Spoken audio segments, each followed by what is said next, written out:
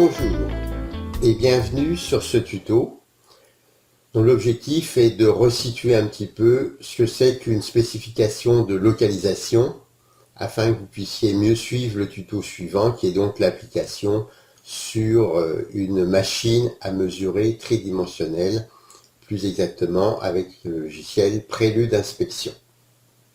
Donc voilà globalement la pièce que nous allons avoir. C'est donc un V dans lequel il y a deux trous. Ces trous sont percés approximativement. Ils sont situés en théorie à 12, 46 et 11,5 par rapport à ABC. Sur la machine, on va donc palper le plan du dessus, le plan A. Ensuite, on va palper le plan ou la droite B sur le côté. Et puis enfin, le C qui est au bout, qui va nous permettre d'avoir le point d'origine. Ensuite, on va palper un cercle ou un cylindre, celui-ci, et enfin l'autre, celui-là. Voilà exactement ce qui va être fait sur la machine à mesurer. Maintenant, comment interpréter ce qui va être fait? Pour ça, il faut être au clair avec la spécification de localisation diamètre 0,4 par rapport à ABC. A, premièrement, c'est le plan du dessus, c'est-à-dire le plan ici de l'écran.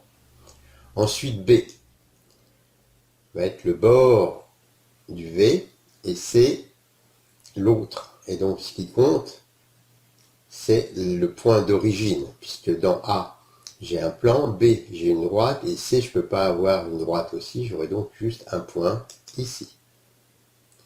Voilà. Donc, mon origine du repère, pour la spécification, est donc celui-ci. Donc maintenant, je mesure le cercle 1. La machine à mesurer me fait passer au mieux un cercle réel, donc pas une patatoïde, mais un vrai cercle avec un vrai centre.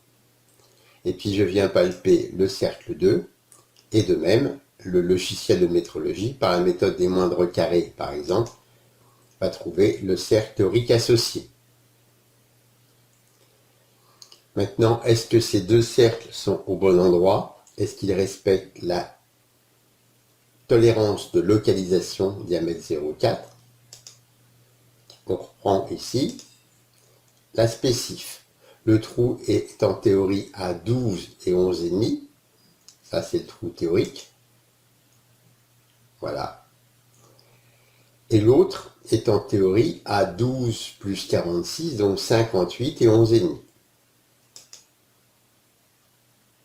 Voilà les deux points théoriques, par exemple. Les deux points théoriques sont exactement à la bonne cote. Et les autres sont autour.